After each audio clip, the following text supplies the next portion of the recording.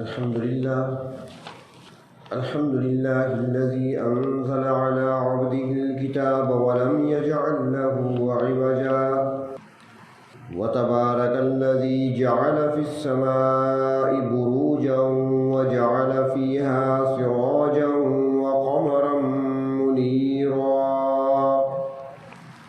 وأشهد أن لا إله إلا الله وحده لا شريك له وأشهد أن سيدنا ومولانا محمدًا عبده ورسوله أما بعد فأعوذ بالله من الشيطان الرجيم بسم الله الرحمن الرحيم يا أيها الذين آمنوا كتب عليكم الصيام كما كتب على الذين من قبلكم لعلكم تتقون صدق الله مولانا العظيم مولاي صل وسلم دائما أبدا على حبيبك خير الخلق كلهم. قابل احترام بزرگوں اور عزیز دوستوں، ماہ رمضان تقریباً قریب آ چکا ہے. اسی مناسبت سے چند باتیں عرض کرنی ہیں. جب تک کسی چیز کی اہمیت انسان کے دل میں نہ ہو، انسان اس کی قدر نہیں کرتا. رمضان کا مہینہ ہر سال آتا ہے اور ہر سال ہم رسمی طور پر اسے گزار لیتے ہیں. اس کی حقیقت کو ہم نے سمجھنے کی کوشش نہیں کی کہ اللہ رب العزت نے یہ مہینہ اور اس مہینے کے روزے اور اس مہینے کی برکات کس لیے اپنے بندوں کو عطا فرمائی ہے. ہم نے تو ایک رسم نبھانی ہوتی ہے جس طرح دنیا کی باقی رسومات نبھاتے ہیں. تقریباً جب رمضان کی آمد ہوتی ہے، اب قریب آ چکا ہے، تو ہر انسان اس کے بارے میں سوچ سکتا ہے کہ یہ جملہ جو استعمال ہوا کہ ہم رسمی طور پہ نبھاتے ہیں، تو اگر سوچ لیا جائے تو ہر آدمی خود فیصلہ کر سکتا ہے کہ واقعتاً ہم تو ایک رسم نبھا رہے ہیں. مثال کے طور پر آپ تمام حضرات جو بیٹھے ہیں، رمضان کی تیاری ماشاءاللہ سارے کر رہے ہوں گے، اور وہ تیاری کیا ہوگی؟ وہ یہ سوچ رہے ہوں گے کہ میری آمدن کتنی ہے، میں اس مرتبہ دسترخوان پر کیا کیا کھلا سکتا ہوں اپنے بچوں کو، رمضان میں کیا کچھ کر سکتا ہوں، کون سی تیاری میں نے کرنی ہے. کھانے سے متعلق، پینے سے متعلق سارا ہمارا جو پروگرام ہوتا ہے وہ اسی کے بارے میں ہوتا ہے. اور پھر اس کے بعد کہ رمضان مکمل ہوگا تو پھر فوراً عید الفطر ہے، خوشی کا تہوار ہے. بچوں کے لیے کپڑے تیار کرنے ہیں، ان کے لیے جوتے خریدنے ہیں، ان کے لیے اخراجات ہوں گے، میں نے کیسے پورا کرنا ہے. یہی ہمارے رمضان کی تیاری اور استقبال ہے. خواتین سے پوچھیں تو وہ بھی اپنے طور پہ استقبال رمضان کر رہی ہیں، کس طریقے سے اپنے چولہے کو ٹھیک کر رہی ہیں. خاوند سے یہی کہیں گی چولہا ٹھیک کرا کے لے آؤ، رمضان آ رہا ہے، فلاں چیز کم پڑ گئی ہے یہ پوری کر دو، رمضان آ رہا ہے. کیا رمضان کھانے پینے اور چولہے اور آگ جلانے کا نام ہے؟ تو ہم نے ایک رسم بنا رکھی ہے. حالانکہ رمضان برکتیں لے کر آتا ہے، رحمتیں لے کر آتا ہے. اللہ تبارک و تعالیٰ کی طرف سے رحمتوں کی بارش برستی ہے، برکات کا نزول ہوتا ہے، مغفرت عام ہوتی ہے. اور ہم اگر انہی چیزوں میں لگے رہے تو اصل مقصد تو رہ جائے گا ہم سے. وہ رحمتیں ہمیں کیسے حاصل ہوں گی، وہ مغفرت کا پروانہ ہم کیسے حاصل کر سکیں گے جبکہ ہماری تیاری صرف کھانے پینے تک محدود ہوگی. تو اس لیے یہ بات ذہن میں رہنی چاہیے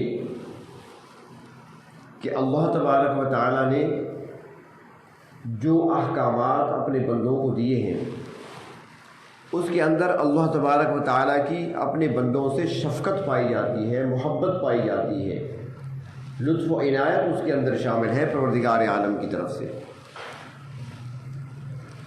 یا ایھا الذین آمنوا، یہ اتنا عظیم جملہ ہے کہ کوئی اگر سوچے تو شاید وہ اس جملے کو پڑھ کر تلاوت کرتے ہوئے شاید کہ وہ اس سے آگے بڑھ ہی نہ سکے، کہ اللہ تبارک و تعالیٰ نے اسے خطاب کیا ہے، براہ راست خطاب۔ یہ اتنی بڑی سعادت ہے، اتنی بڑی خوش بختی ہے، اتنی بڑی نیک بختی ہے جس کے بارے میں ہم سوچ بھی نہیں سکتے۔ مثال کے طور پر ہم سے پہلے جتنی قومیں گزری ہیں، جتنی امتیں گزری ہیں، اللہ تبارک و تعالیٰ نے کسی پیغمبر کی امت کو براہ راست خطاب نہیں فرمایا، کسی امت کو بھی نبی کے واسطے سے خطاب، اپنے بھیجے ہوئے رسول کے واسطے سے، ان کے ذریعے سے خطاب کیا، براہ راست ڈائریکٹ خطاب نہیں فرمایا اللہ نے۔ اور جب ایک مرتبہ بنی اسرائیل کو اللہ رب العزت نے مخاطب کیا، بنی اسرائیل کو، یہود کو براہ راست اللہ رب العزت نے جب خطاب فرمایا تو وہ اتنے خوش ہوئے کہ وہ پکار اٹھے۔ قرآن حکیم ان کے الفاظ کو نقل کرتا ہے کہ وہ اس خطاب پر اللہ رب العزت نے جو ان کو براہ راست خطاب کیا، وہ اتنے خوش ہوئے کہ وہ پکار اٹھے کہ نحن ابناء اللہ، ہم تو اللہ کے بیٹے ہیں، وَأَحِبَّاؤُهُ، اور اللہ کے محبوب ہیں، اللہ کے پیارے ہیں، ہم اللہ کے پسندیدہ بندے ہیں۔ اللہ نے ہمیں ڈائریکٹ خطاب کیا، ہم بیٹے ہیں اللہ کے۔ اور پھر اسی بات کو اپنے سامنے رکھ کر انہوں نے یہ کہہ دیا کہ ہم تو جہنم جائیں گے ہی نہیں، یہ دوزخ تو دوسروں کے لیے بنائی گئی ہے، ہمیں تو نہیں جانا پڑے گا، ہم تو اللہ کے پیارے ہیں۔ اب جس قوم کو ایک مرتبہ پروردگار عالم براہ راست خطاب کرتے ہیں، ان کی خوشی کا تو یہ عالم ہے، اور ہمیں تو اللہ رب العزت نے قرآن حکیم میں 88 مرتبہ یا ایھا الذین آمنوا کہہ کر مخاطب کیا ہے، 88 مرتبہ یا ایھا الذین آمنوا۔ اس کے اندر سے پیار جھلکتا ہے، اس سے محبت اور مٹھاس پائی جاتی ہے، اس کے اندر شفقت اور مہربانی نظر آتی ہے، بشرطے کہ کوئی غور کرے تو۔ اللہ تبارک و تعالیٰ ایک نسبت یاد دلا رہے ہیں، اور جتنے احکام دیے اللہ تبارک و تعالیٰ نے وہ اسی مخصوص انداز کے ساتھ دیے ہیں، براہ راست خطاب کر کے دیے ہیں، باقی انسانوں کو نہیں، ان کو دیے ہیں جن کا تعلق ہے، ایک نسبت ہے۔ یا ایھا الذین آمنوا، اے میرے وہ بندے جو مجھ پر ایمان لا چکے ہو، اے میرے وہ بندے جو مجھے پہچان چکے ہو، اے میرے وہ بندے جو میری معرفت حاصل کر چکے ہو، اے میرے وہ بندے جو میرے نبی کا کلمہ پڑھ چکے ہو، اے میرے وہ بندے جو اطاعت کا دم بھرتے ہو، اے میرے وہ بندے جو اپنے دلوں کے اندر، سینوں کے اندر ایمان کی روشنی کو اور روشنی کے چراغ روشن کر چکے ہو، میں تم سے مخاطب ہوں۔ اللہ حکم کیا ہے، فرمایا کتب علیکم الصیام، تم پر روزے فرض کر دیے گئے۔ روزوں کے اندر اللہ رب العزت نے حکمتیں رکھی ہیں، چاہے وہ طبی لحاظ سے ہو، مختلف مواقع پر آپ نے یہاں بھی اس عنوان پر باتیں سنی ہیں، اور باقی حضرات کی بھی سنتے رہتے ہیں اور پڑھتے رہتے ہیں۔ طبی لحاظ سے بھی اللہ نے فائدے رکھے ہیں، اور اس کے علاوہ روحانی فائدے بھی ہیں، جسمانی فائدے بھی ہیں۔ تو فرمایا کتب علیکم الصیام۔ ایک انسان کے دل میں خیال پیدا ہو سکتا تھا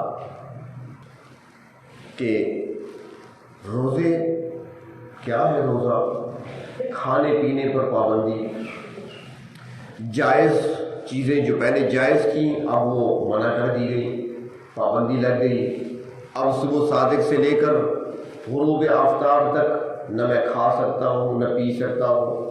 پہلے تو مجھے روکا گیا تھا کہ حرام چیزوں کے قریب نہ جانا، اور اب مجھے ہر چیز سے روکا جا رہا ہے، وہ حلال چیزیں جس کے کھانے کا خود حکم دیا تھا، اور اللہ تعالیٰ نے خود فرمایا تھا کلو وشربو، کھاؤ پیو، اب مجھے روکا جا رہا ہے۔ یہ کہیں سزا تو نہیں ہے مجھ پر، مجھے سزا تو نہیں مل رہی، بطور سزا کے تو مجھ پر کھانا پینا بند نہیں کر دیا گیا۔ تو اللہ تبارک و تعالیٰ نے اپنے بندوں سے محبت، پیار اور شفقت کا اظہار کرتے ہوئے آگے فرمایا، میرے بندوں ایسے سوچنا بھی نہیں ہے کما کتب علی الذین من قبلکم، یہ تو تم سے پہلے لوگوں پر بھی فرض کیے گئے تھے، جو کوئی قومیں پہلے گزر چکی ہیں، جو امتیں پہلے گزر چکی ہیں، یہ تو ان پر بھی فرض تھے، صرف تم پہ نہیں۔ ہاں لیکن اتنی بات ضرور ہے کہ ان کے اور ہمارے روزوں میں ذرا فرق ضرور ہے، تھوڑا کم کر دیتا ہے آواز صاف۔ ان کے اور ہمارے روزوں میں فرق ضرور ہے، گنتی کے لحاظ سے بھی۔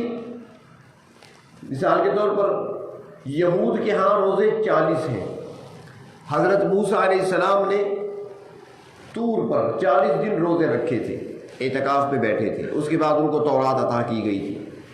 تو یہود میں وہی 40 دن سال میں روزے رکھنے پڑتے ہیں ان کو۔ عیسائیوں کے ہاں روزے 2 مہینے،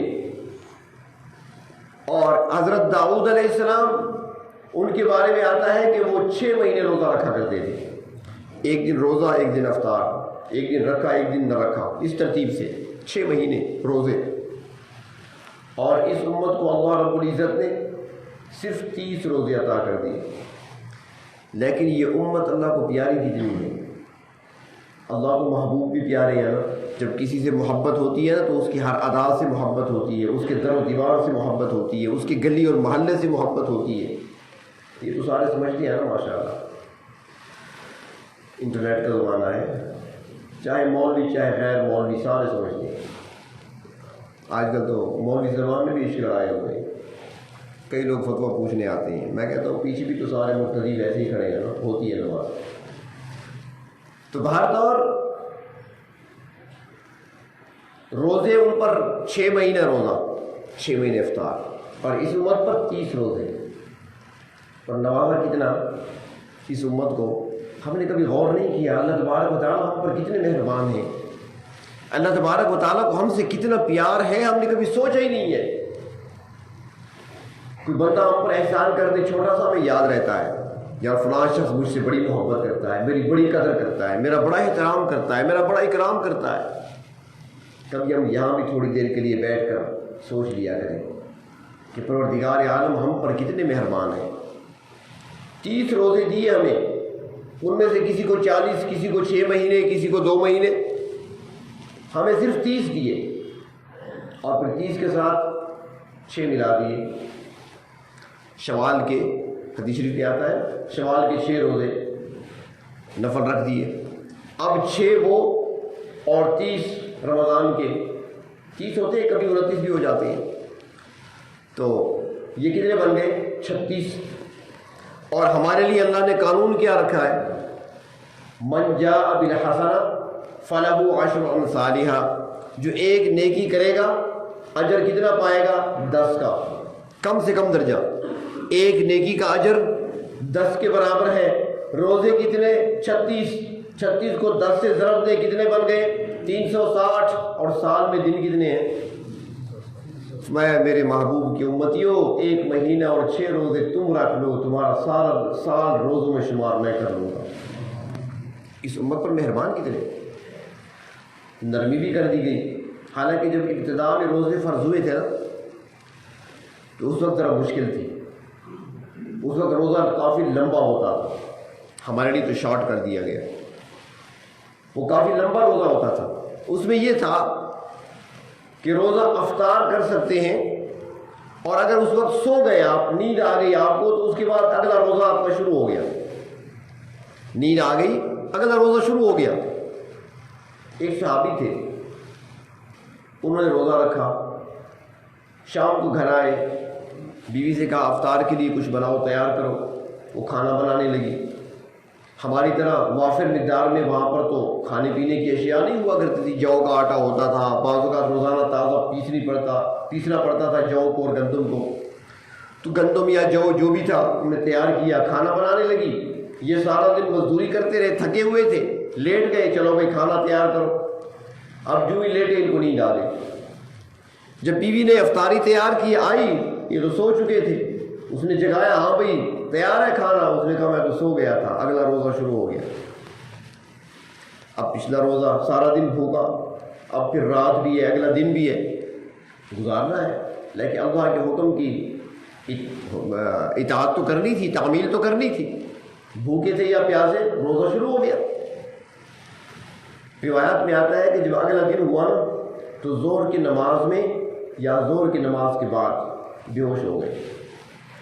کھایا پیا نہیں تھا، دوسرا دن تھا، مزدوری کرنے والے تھے، محنت مشقت کرنے والے تھے، ایئر کنڈیشن روم میں سونے والے تو نہیں تھے، تو بے ہوش ہو گئے۔ اللہ تبارک و تعالیٰ کو اپنے محبوب کی کسی امتی کی یہ تکلیف گوارا نہ ہوئی، پروردگار عالم نے حکم بھیج دیا، جاؤ جبریل میرے محبوب کو جا کر بتا دو، حکم لے جاؤ کہ روزہ اب کب ہوگا اور کب سے کب تک ہوگا۔ فرمایا کہ اب روزے کو مکمل کرو، صبح صادق سے لے کر شام تک، اس کے بعد چاہے سو جاؤ چاہے جاگتے رہو، صبح صادق تک کھا بھی سکتے ہو پی بھی سکتے ہو۔ ساری رات ہمیں کھلی چھٹی دے دی، ساری رات کی ہمیں اجازت دے دی، وہ جو پہلے سختی تھی وہ ختم ہو گئی۔ تو اس امت پر پروردگار عالم کی خصوصی کرم نوازی ہے، اس امت کو بہت نوازا ہے پروردگار عالم نے، اور امت سے کون مراد ہے؟ ہم ہی لوگ ہیں۔ اللہ تعالیٰ نے ساری شفقت کا معاملہ ہمارے ساتھ کیا ہے، اللہ رب العزت نے ساری مہربانیاں سارے انعامات ہمارے لیے تیار کر رکھی ہیں، بشرطے کہ ہم کبھی بیٹھ کر سوچیں۔ تو رمضان کے روزے ایک مہینہ سال میں عطا فرمائے۔ در حقیقت اللہ تبارک و تعالیٰ نے انسان کو پیدا اپنی عبادت کے لیے کیا، وما خلقت الجن والانس الا لیعبدون، انسان اور جن کو پیدا کیا، کیوں؟ مقصد کیا ہے اس کا؟ اللہ تعالیٰ نے بتا دیا کہ میں نے اپنی عبادت کے لیے بنایا۔ اب ہم بنے عبادت کے لیے، تو ہمارا کام کیا ہے؟ بس سارا دن رکوع کرو، قیام کرو، سجدہ کرو، ہمارا تو بس یہی کام ہونا چاہیے نا، کیونکہ ہمارا مقصد یہی ہے۔ پنکھے کا کام چلنا ہے تو دیکھو چل رہا ہے، اس کا کام ہی چلنا ہے، وہ چلتا رہے گا۔ لائٹ کا کام جلنا ہے تو وہ جلتی رہے گی، آگ کا کام جلانا ہے تو وہ جلاتی رہے گی، جس کا جو کام ہے وہی کام ہی کیا کرتی ہے۔ اب آگ سے ہم کمرے کو ٹھنڈا تو نہیں کر سکتے، ہم آگ سے کوئی اور کام اس کے خلاف نہیں لے سکتے، اس کا کام صرف جلانا ہی ہے، جو چیز رکھیں گے ڈالیں گے وہ جل جائے گی، اس کا کام یہی ہے۔ تو ہمارا کام کیا؟ عبادت کرنا۔ تو اب چاہیے تو یہ تھا کہ ہم ساری زندگی عبادت پہ لگے رہیں، لیکن اللہ رب العزت نے خصوصی انعام فرمایا۔ لیکن یہاں پہ ایک بات اور بھی کروں کہ اہل ایمان کے ساتھ تو ایک اور معاہدہ بھی ہو چکا ہے، اہل ایمان کے ساتھ جن کو ایمانت کی دولت ملی ہے، جو اسلام میں داخل ہوئے ہیں، ان کے بارے میں اللہ تبارک و تعالیٰ فرماتی ہیں ان اللہ اشتری من المؤمنین انفسهم واموالهم بان لهم الجنہ، فرمایا ایمان والوں کے ساتھ تو میری خرید و فروخت کا معاہدہ ہو چکا ہے، ان کی جانیں میں خرید چکا ہوں، ہماری تو جانیں بکی ہوئی ہیں، ہمارا مال بھی بکا ہوا ہے، لیکن اس کے باوجود رب تعالیٰ نے جان خرید لی اور خریدنے کے بعد واپس کر دی۔ پیدا عبادت کے لیے کیا، لیکن کام کرنے کی اجازت بھی دے دی، رزق حلال بھی کماؤ، دنیا میں گھومو پھرو بھی صحیح، کھاؤ پیو بھی صحیح، ساری اجازت ہے، لیکن پیدا عبادت کے لیے کیا۔ تو اب چونکہ انسان کو عبادت کے لیے پیدا کیا گیا تھا، تو چاہیے تو یہ تھا کہ ساری زندگی روزے کی حالت میں ہوتا، اس کو چاہیے تو یہ تھا کہ مقصد اس کی تخلیق کا عبادت ہے تو ہر وقت نماز میں ہوتا، لیکن اللہ رب العزت نے خصوصی کرم نوازی فرمائی، خصوصی شفقت فرمائی کہ 5 مرتبہ میرے در پہ تم آ جایا کرو، سال میں 1 مہینہ روزے تم رکھ لیا کرو، میں سمجھوں گا تم نے ساری زندگی میری عبادت میں گزار دی ہے۔ آسانی کر دی ہمارے لیے 5 ٹائم، اب وہ 5 وقت بھی اگر ہم نہ جا سکیں تو بات ہی اور ہے۔ پھر رمضان میں تو خیر سارے ماشاءاللہ مسجدیں آباد ہوتی ہیں، رمضان کے بعد بھی آباد رکھنی چاہیے، مسجدیں ہر وقت آباد ہونی چاہیے۔ تو رمضان میں سارے فرائض ادا ہوتے ہیں، لیکن ہمیں چاہیے مسلمان ہونے کی حیثیت سے کہ جس طرح ہم رمضان میں پکے مسلمان ہوتے ہیں، ساری زندگی ہماری ایسی گزرنی چاہیے۔ ایسا نہ ہو کہ رمضان گزرے، رمضان کے بعد حجام ہمارے انتظار میں بیٹھا ہو کہ ابھی آئے گا داڑھی صاف کرانے کے لیے، کیونکہ اعتکاف میں بیٹھا تھا نا، بڑھا دی تھی، فرشتے بھی خوش ہو جاتی ہیں کہ چلو بھی داڑھی رکھ لی ہے، لیکن جو ہی چاند نظر آیا ساری کو اس طرح پھروا دیا۔ سارے بال نالی میں ڈال دیے، ایسا بھی نہیں ہونا چاہیے۔ جو رمضان میں ایک تربیت حاصل کی ہے تو سارا سال اس کے مطابق گزرنا چاہیے۔ سارا سال اگر رمضان کے مہینے میں ہم نے اپنی نظروں کی حفاظت کی ہے تو پورا سال نظروں کی حفاظت کرنی چاہیے۔ اگر رمضان کا مہینہ ہم نے زبان پہ کنٹرول کیا ہے تو ساری زندگی کنٹرول برقرار رکھنا چاہیے۔ تو رمضان میں صرف مقصود روزہ نہیں ہے، صرف کھانا پینا چھوڑنا نہیں ہے، بلکہ اپنے پورے اعضاء کو اللہ تبارک و تعالیٰ کی اور اللہ کے محبوب صلی اللہ علیہ وسلم کی اطاعت میں لے آنا ہے، تابع کر دینا ہے۔ روزہ صرف زبان کا، منہ کا نہیں، بلکہ روزہ زبان کا بھی ہونا چاہیے، روزہ نظروں کا، آنکھوں کا بھی ہونا چاہیے، روزہ کانوں کا بھی ہونا چاہیے، روزہ ہاتھ پاؤں کا بھی ہونا چاہیے، روزہ پیٹ کا بھی ہونا چاہیے۔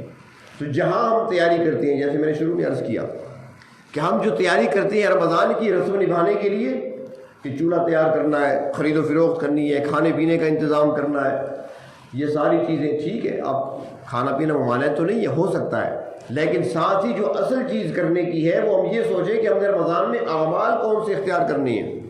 ہم یہ سوچیں، اپنی زندگی پر غور کریں کہ کون سے اوقات ہیں جو ہمارے زائد ضرورت ہیں، کون سے اوقات میں ہم ترمیم کر سکتے ہیں، کون سا وقت میرے پاس ایسا ہے جس کو میں بدل سکتا ہوں، کون سے کام ایسے ہیں جو تھوڑے وقت میں ہو سکتے ہیں، میں اس پہ زیادہ وقت صرف کرتا ہوں تاکہ وہ وقت بچا کر نکال کر میں اللہ کی عبادت میں صرف کروں۔ یہ ہے رمضان کی تیاری۔ آپ ہر نوجوان سوچ سکتا ہے، ڈیوٹی پہ جاتا ہے، ملازمت پہ جاتا ہے، وہاں سے 2 بجے واپس آتا ہے، چھٹی ہوتی ہے، اس کے بعد کیا کرنا ہوتا ہے اس نے وہ دیکھ لے، دوستوں کے ساتھ گپ لگانی ہوتی ہے، کوئی اور کام کرنا ہوتا ہے، جس کو چھوڑا جا سکتا ہے چھوڑ دے، اسے کھانا کھائے، اس کو آرام کرے، اس کے بعد اٹھ کر تلاوت کرے۔ عصر کے بعد کا ٹائم خاص وقت ہوتا ہے، اللہ تعالیٰ سے مانگنے کا وقت ہوتا ہے۔ عصر سے لے کر غروب آفتاب تک وقت تلاوت میں گزاریں، ذکر و اذکار میں گزاریں، اور خواتین کو بھی کوشش کریں، ان کو بھی ذکر و اذکار میں لگائیں۔ یہ خاص وقت ہے دعائیں مانگنے کا، تو اس وقت دعاؤں کا اہتمام کریں، بجائے اس کی آپ اس بیچاری کو 3 بجے سے کچن میں بھیج دیں اور بیچاری غروب آفتاب تک وہی کچن کے اندر پھنسی رہی، نہ دعا کے لیے ہاتھ اٹھا سکی ہے، نہ کوئی تسبیح پڑھ سکی ہے۔ تو ان اوقات کو ہم اللہ کے لیے فارغ کریں، عبادت میں گزارنے کے لیے اوقات کو فارغ کریں، تاکہ رمضان کی پوری برکتیں حاصل کر سکیں۔ پورا سال ہم جو کھاتے رہے، پورا سال جو ہم کما کر لاتے رہے، ہم اس پہ غور کریں، کیا وہ سارے کا سارا جائز ذریعے سے تھا؟ کیا وہ سارے کا سارا میرا مال، میری کمائی جو میں گھر لاتا رہا، کھاتا رہا، کھلاتا رہا، کیا اس کو شرعاً حلال کہا جا سکتا ہے؟ اس کو پاکیزہ کہا جا سکتا ہے؟ اگر وہ پاکیزہ اور حلال ہے تو جاری رہے، اگر کہیں پر کوئی گڑبڑ نظر آ رہی ہے تو اس کو ٹھیک کرنا چاہیے، کہ کم از کم رمضان کا مہینہ تو ہمارے پیٹ میں جانے والا لقمہ خالص حلال کا ہونا چاہیے، ہمارے بچوں کے پیٹ میں جانے والا، ہمارے اپنے پیٹ میں جانے والا لقمہ وہ خالص جائز اور حلال کی کمائی کا ہونا چاہیے، پاکیزہ غذا ہونی چاہیے، تاکہ عبادات پر اچھا اثر پڑے، خشوع اور خضوع حاصل ہو عبادات کے اندر۔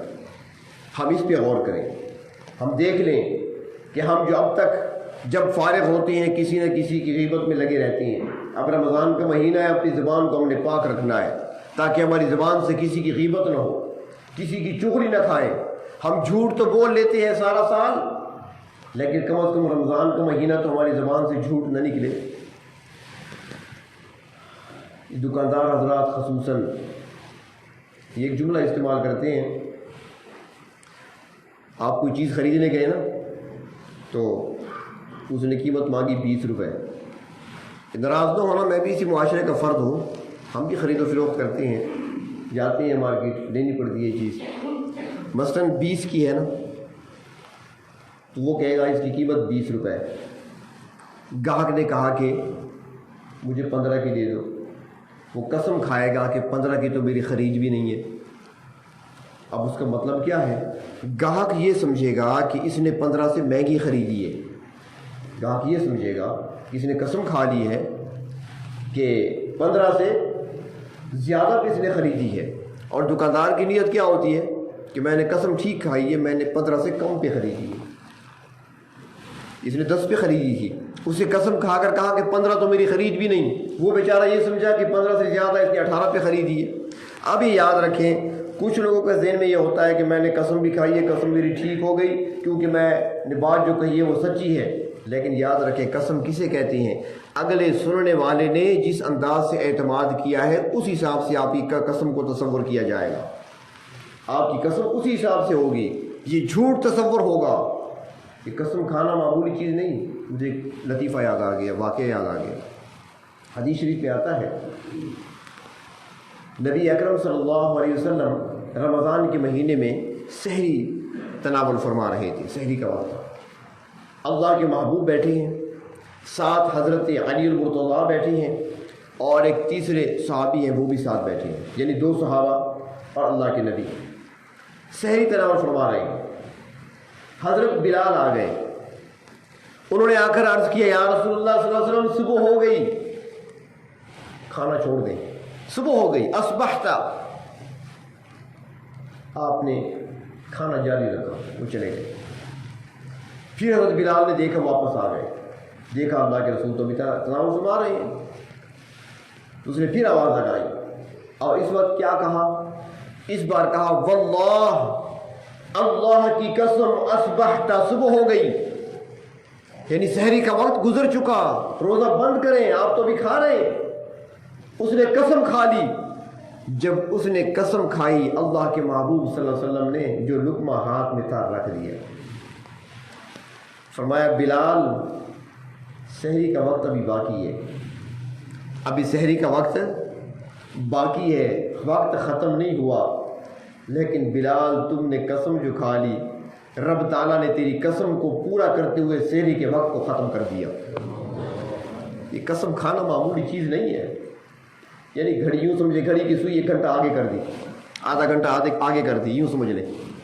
اللہ تبارک و تعالیٰ نے تیری قسم کو دیکھ. حدیث شریف میں آتا ہے نا کہ کچھ لوگ ایسے ہوتے ہیں، پراگندہ بال ہوتی ہیں، بکھرے ہوئے بال ہوتے ہیں، پرانا پھٹا لباس ہوتا ہے، فقیر سے بندے ہوتے ہیں، لیکن فرمایا کہ وہ اللہ کے اتنے قریب ہوتے ہیں اگر وہ اللہ کی ذات پر قسم کھا لیں تو اللہ تعالیٰ ان کی قسم کو ضرور پورا فرماتے ہیں. حدیث شریف میں آتا ہے. تو بلال تو اللہ تعالیٰ کے محبوب کے مؤذن ہیں، اللہ کے محبوب کے پیارے ہیں. اللہ تبارک و تعالیٰ نے ان کی قسم کو پورا کر دیا. صبح ہوئی نہیں تھی، صبح کر دی گئی. تو قسم معمولی چیز نہیں ہے. اس طرح کی قسمیں نہیں کھانی چاہیے. تو بہر طور اس کو ایک اصلاحی بات سمجھ لیں. کسی پر تنقید کرنا مقصود نہیں ہوتا، کیونکہ ہمارا کام یہی ہے، ہم ایک دوسرے کو سمجھائیں گے، آپ مجھے سمجھائیں گے، میں آپ کو سمجھاؤں گا. تو بہر طور رمضان کے مہینے میں ہم سوچیں کہ ہمارے ہاں آنے والا رزق خالصتاً حلال ہے، جائز ہے، پاکیزہ ہے، یا میں نے اس میں کہیں گڑبڑ کر دی ہے. یہ ضرور اس میں سوچیں. اپنے اوقات کو فارغ کریں اللہ رب العزت کی عبادت کے لیے. اور دیکھیں اگر وہ بھی تو انسان تھے، ہمیں ان کی تقلید کرنی چاہیے. ایسے لوگ بھی تھے جو رمضان کے مہینے میں 2 بار روزانہ 2 مرتبہ قرآن حکیم الف لام میم سے والناس تک پورا پڑھا کرتے تھے. اور جب رمضان کا مہینہ 30 روزے پورے ہوتے تھے، ان کے 30 ختم قرآن پاک کے مکمل، 60 ختم قرآن پاک کے مکمل ہو جاتے تھے. آج بھی پڑھا جا سکتا ہے. ابھی گزشتہ سال وفات ہوئی ہے، ہمارے قریب علاقہ ہے، ہمارے اپنے شہر کے قریب ہی ہے، قرائی کا علاقہ. قرائی میں ایک حافظ صاحب تھے، حافظ سلطان صاحب. اللہ تبارک و تعالیٰ ان کی قبر کو منور فرمائے. بڑے محبت کا تعلق تھا، اور ان کی عمر شاید کہ 100 سے تجاوز کر چکی تھی، 100 سال سے اوپر. وفات سے 1 مہینہ پہلے، ان کی وفات سے 1 مہینہ پہلے ان کے بیٹوں کے ساتھ تعلق ہے تو مجھے ملے. تو میں نے پوچھا کہ والد صاحب کی طبیعت کیسی ہے؟ کہنے لگے بس بیمار ہیں، کمزوری زیادہ ہے، بس اب چل پھر نہیں سکتے، بیٹھے رہتے ہیں. تو میں نے کہا تلاوت کرتے ہیں الحمدللہ. روزانہ صبح الف لام میم سے شروع کرتے ہیں، شام تک والناس پہ ختم کر دیتے ہیں. یہ ابھی کی بات کر رہا ہوں، اسی سال ان کی وفات ہوئی ہے. ہمارے اپنے شہر کا واقعہ ہے. تو پھر میں نے کہا کمزوری ایسی ہے کہ جب پڑھ لیتی ہیں نا مکمل، اس کے بعد گر جاتی ہیں، بس بے ہوشی کی طاری ہو جاتی ہے، تھکاوٹ کی وجہ سے، کمزوری کی وجہ سے. تو وہ کہنے لگے کہ ہم نے ان سے کہا کہ ابا جی ایسے کریں، آپ اب تک تو روزانہ 1 کلام مقدس روزانہ پڑھ لیا کرتی تھی، اب کمزوری بڑھ گئی ہے، آپ کی عمر زیادہ ہے، آپ ایسا کریں کہ 2 دن میں ختم کر لیا کریں. آدھا آج پڑھ لیں 15 پارے، ایک دن 15 پارے دوسرے دن پڑھ لیا کریں. آپ پورا نہ پڑھیں، کمزوری پڑ جاتی ہے، اس کے بعد آپ بڑے ہوتے ہیں، بے ہوش سے ہو کر بڑے ہوتے ہیں کمزوری کی وجہ سے، نکاہت کی وجہ سے، پھر آپ میں بولنے کی طاقت بھی نہیں ہوتی، تو 15 پارہ پڑھے۔ تو وہ کہنے لگے کہ والد صاحب رونے لگے اور رو کر کہنے لگے بیٹا اب تو دنیا چھوڑنے کا وقت قریب ہے، اب تو جانے والے ہیں، اب تو چاہیے تھا کہ تم مجھے کہتے کہ روزانہ اب 2 ختم کرو، تم مجھ سے کم کراتے ہو۔ چاہیے تو یہ تھا کہ مجھے زیادہ پڑھنے کے لیے کہتے، تم مجھ سے کم کرانا چاہتے ہو، میں کم نہیں کر سکتا۔ 1 ختم روزانہ، رمضان کی بات نہیں کر رہا، پورا سال روزانہ کا معمول مکمل قرآن پاک کا پڑھ لینا۔ تو اب مکمل تو نہیں پڑھا جا سکتا، لیکن کم از کم جو پڑھنے والے حضرات ہیں 1 منزل تو روزانہ پڑھ لیا کریں۔ رمضان میں 1 منزل، قرآن پاک کی 7 منزلیں ہیں۔ پرانے جو لوگ تھے نا جنہوں نے 7 منزلیں بنائی ہوئی ہیں، یا آپ قرآن پاک کھولیں نا، اس کے نیچے لکھا ہوتا ہے منزل 1 منزل 2 منزلیں بنی ہوئی ہیں، 7 منزلیں ہیں، یعنی پہلی منزل ایک دن پڑھیں گے، دوسرے دن دوسری منزل، تو 7ویں دن آپ کا مکمل قرآن پاک مکمل ہو جائے گا۔ پھر شروع کر دیں، 1 منزل روزانہ پڑھیں۔ پہلی 2 منزلیں ذرا لمبی ہیں، پہلی منزل میں تقریباً کوئی 5 پارے ہیں، اور دوسری منزل میں بھی تقریباً 5 سوا 5 پارے ہیں، اس کے بعد پھر 4 پارے ہیں، آسانی سے پڑھا جا سکتا ہے۔ جو حفاظ کرام ہے وہ تو زیادہ پڑھیں۔ یہ حفاظ کرام کے لیے بھی عرض کر دو، علماء حضرات کے لیے بھی۔ ابھی 2-4 دن پہلے 2-4 علماء میرے پاس بیٹھے تھے، ذکر چلا قرآن مقدس کی تلاوت کا، تو میں نے ان سے پوچھا کہ آپ روزانہ کتنی تلاوت کرتے ہیں؟ انہوں نے کہا جی آدھا پارہ کیوں گئی؟ اللہ کی رضا کے لیے بس یہی کچھ پڑھتے ہیں آپ؟ تو ان میں سے ایک کہنے لگا کہ اللہ کی رضا کے لیے کیا مطلب؟ میں نے کہا اللہ کو راضی کرنے کے لیے، آخرت کا ذخیرہ بنانے کے لیے بس صرف آدھا پارہ۔ اس نے کہا نہیں، صبح سورۃ یاسین پڑھتا ہوں، مغرب کے بعد سورۃ واقعہ پڑھتا ہوں، عشاء کے بعد سورۃ ملک پڑھتا ہوں۔ میں نے کہا ٹھہرو، ماشاءاللہ آپ خود مولوی ہیں، آپ یاسین کو اس لیے پڑھتے ہیں نا کہ آپ نے حدیث میں پڑھ لیا ہوگا کہ جو یاسین صبح پڑھتا ہے تو سارا دن برکت ہوتی ہے، یہ تو مطلب کے لیے پڑھ رہے ہیں۔ اور سورۃ واقعہ کے بارے میں آپ نے یہ پڑھا ہوگا، سنا ہوگا علماء سے کہ بھائی جو پڑھتا ہے مغرب کے بعد تو اس کے رزق میں برکت ہوتی ہے، یہ تو روزی کے لیے پڑھ رہے ہو۔ عشاء کے بعد سورۃ ملک پڑھتے ہو، آپ نے سنا ہوا اور پڑھا ہوا ہے کہ سورۃ ملک ایسی سورت ہے جو عشاء کے بعد روزانہ پڑھے تو عذاب قبر سے بچانے میں معاون بنتی ہے، وہاں پر قبر میں عذاب قبر سے بچاتی ہے۔ اس نے کہا ٹھیک ہے۔ میں نے کہا یہ چیزیں اپنے مطلب کے لیے پڑھ رہے ہو، اللہ کے لیے کیا پڑھ رہے ہو؟ تو اللہ کے لیے بھی کچھ پڑھیں آپ۔ دنیا کے لیے ہم بہت کچھ کرتے ہیں، اور میں اکثر کہا کرتا ہوں کہ دنیا کے کاموں میں اپنے آپ کو ہم تھکایا کرتے ہیں، دنیا کمانے کے لیے اپنے آپ کو ہم تھکاتے ہیں۔ کسی دوست، رشتہ دار، عزیز کی شادی ہو تو راتوں کو جاگ کر اپنے آپ کو ہم تھکا دیتے ہیں۔ جب دنیاوی کاموں میں دوستوں کی خاطر، رشتہ داروں کی خاطر ہم راتیں جاگتے ہیں، اپنے آپ کو تھکایا کرتے ہیں، تو کم از کم سال میں 1 مہینہ رمضان کا اللہ کے لیے اپنے آپ کو تھکا دو۔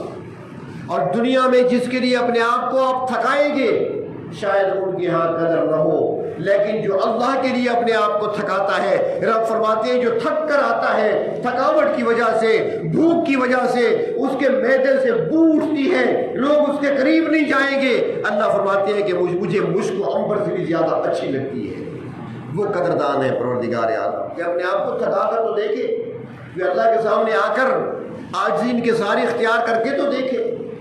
تو بہر طور ایک تو قرآن پاک کی تلاوت کثرت سے، اس طریقے سے اب اسی لیے آپ اپنی ترتیب دیں، ٹائم ٹیبل بنائیں، کون سے اوقات ہیں جن میں میں تلاوت کر سکتا ہوں۔ جو اوقات آپ کے گزرتے ہیں، انٹرنیٹ پہ گزرتے ہیں، یوٹیوب پہ گزرتے ہیں، فیس بک پہ گزرتے ہیں، تو میری ایک ہی گزارش ہے کم از کم اس 1 مہینے کے لیے یوٹیوب کو، فیس بک کو بلاک کر دیں، چھوڑ دیں اسے۔